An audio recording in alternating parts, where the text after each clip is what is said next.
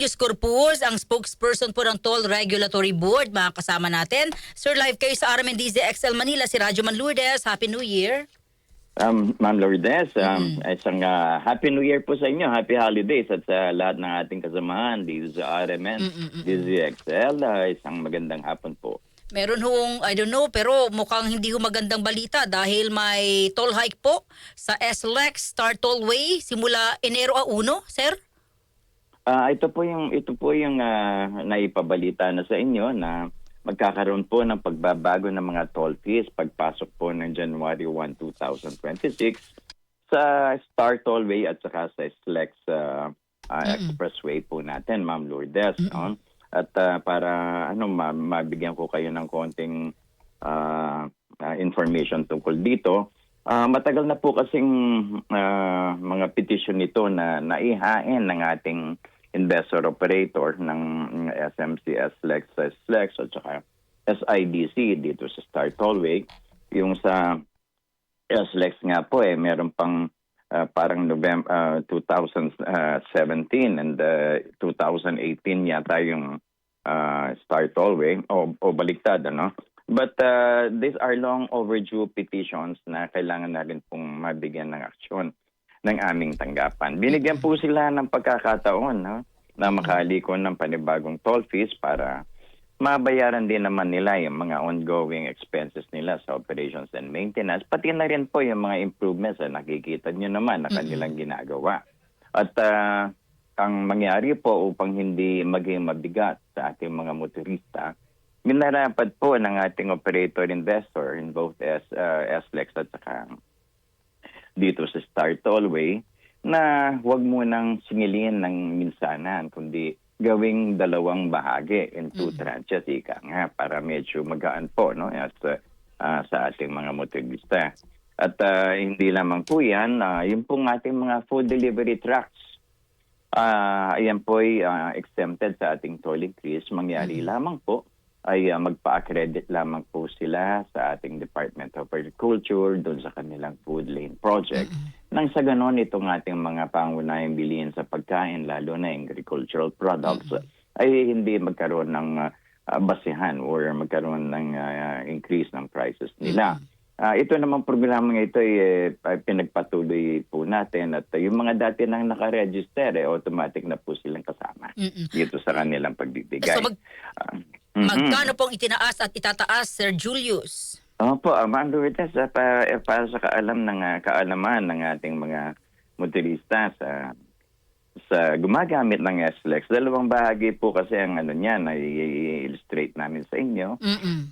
Yung Alabang to Calamba section natin, ang existing toll rates natin dyan, 116 to 32 at 348 po, no? Ang existing toll rates natin dyan. Pagka po ipinatupad na yung panibagong toll fees sa January 1, ang magkakaroon po ng karagdagang increase na karagdagang singil na 10 pesos, 21 pesos and 31 pesos for class 1, 2, and 3 respectively.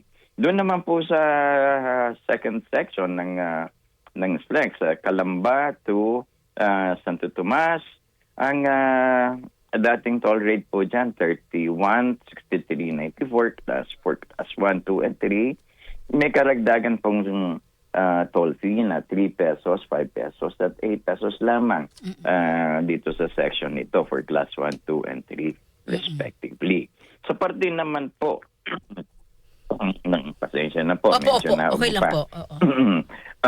sa Star Tollway natin, Ma'am Lourdes, yung first section natin from Santo Tomas to Lipa, yung section 1 na tinatawag natin, ang existing toll fee dyan is 55 pesos, 110 and 165 for class 1, 2, and 3.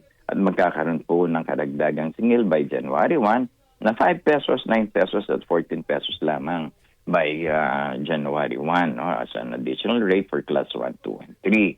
Yung next section, ito yung Lipa to Batangas City. May mahaba rin po ito, almost 20 kilometers. Ang existing toll rates po niya, 49, 98, 147 for class 1, 2, and 3 na madadagdagan lamang po ng 4 pesos, 8 pesos, and 12 pesos. sa parating na January 1. At ganun din po, no? Ito'y pinatupad kasi, ipapatupad sa 2 tranches at exempted din yung ating mga food truck delivery na duly accredited by the Department of Agriculture. So, Opo, wala Ma'am na pong Lourdes. sir? Wala na pong urungan? Ah, ah, kasi ho on our part sa aming tanggapan natupad naman po ang lahat ng mga pangangailangan upang sila naman ay mabigyan ng pagkakataon na makaliko ng karagdagang toll fees para bayaran ng kanilang operations and maintenance kasi tumataas din naman po yung mga yan. At nakikita naman po kasi Ma'am Lourdes, no? Talagang ginagampanan naman po nilang pag-improve, pag-widen ng ating mga expressways. The Star Tollway nga po, dating 2x2 lamang yan.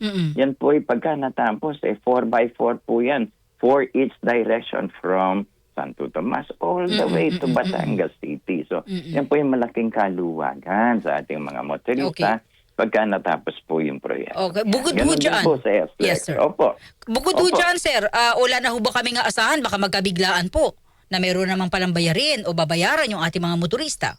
Ma'am Lourdes, hindi naman po namin inililihim. No? Parating nga namin sinasabi sa inyo, may mga petition pong naka-process pa sa aming tanggapan. Subalit hanggang sa ngayon ay hindi pa namin hindi pa namin may ihahayag sa inyo until all the necessary requirements have been complied with by the toll operators concerned. I'm not yet authorized to speak about the details about it. Pero alam nyo naman, di ba, noon nagpatupad tayo in tranches. So yung ibang tranches are going to be due by 2026. So magkakaroon naman po ng ating karagdagang singil sa ibang expressway naman itong parating na 2026. Lalapit po kami muli sa inyo nang hihingi ng tulong gaya ng ginagawa niyo ngayon upang ipaalam po natin sa ating mga motorista yung mga pagbabago ng toll fees sa mga expressways natin bago man lang maipatupad ng ating toll operator at investor. Okay, sir, yung paghahanda niyo po dito sa bagong taon na naman, no? Mas marami na naman papasok at lalabas sa Metro Manila na hindi na ho dapat mangyari at maiwasan itong trahedya kasi bago itong Pasko mayroon pong nangyaring tragedy diyan sa SLEX, sir, di ba? Na 3 po yung nasawi. Para maiwasan po sana ito, sir, ano po yung mga paghahanda ng SLEX para po sa ating mga motorista? Tama po yan. Yan po yung napakalungkot na pangyayari sa SLEX. I think if I can recall, parang December 23 nangyari yung malungkot na balitang yan na yung isang kotse biglang pumunta sa lane na bunggo sa likod ng truck. ng isang truck at may mga nasawi.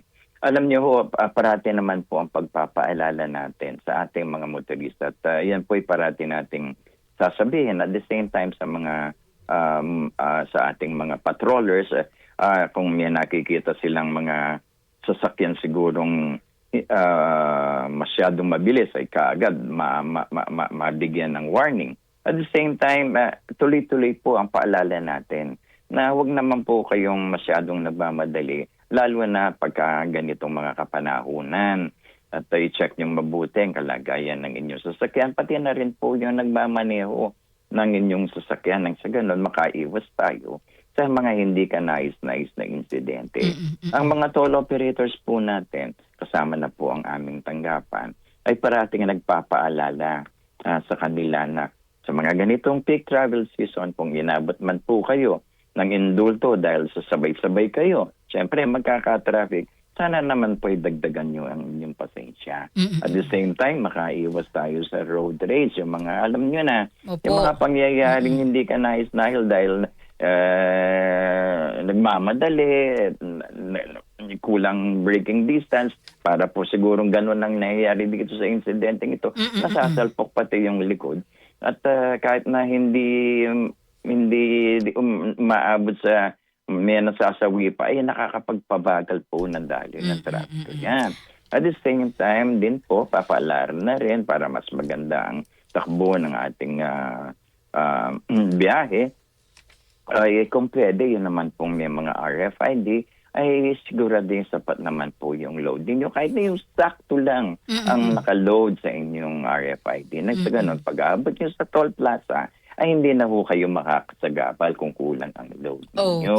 Okay. Opo. At ang nakaantabay naman po ang ating mga operators dyan. May mga RFID assist people, technicians, pati na mga ambulant tellers at cash lane natin. Nang sa ganun ay mas mapabilis po at maginhawa ang biyahe ninyo. Okay. Hangarin po ng aming tanggapan, pati na rin ng mga toll operators at na mabigyan kayo ng isang ligtas, maayos at komportabling paglalakbay sa ating mga expressway at kung makaabot naman po kayo ng maayos at matiwasay sa inyong mga patutunguhan. Sir, maraming salamat. Mabuhay po kayo. Thank you po. At gayon din sa Toll Regulatory Board. Thank you, sir. Mabuhay po. Thank you sa oras. Maraming salamat po, Ma'am Lourdes, at isang pinagpalang bagong taon sa inyo.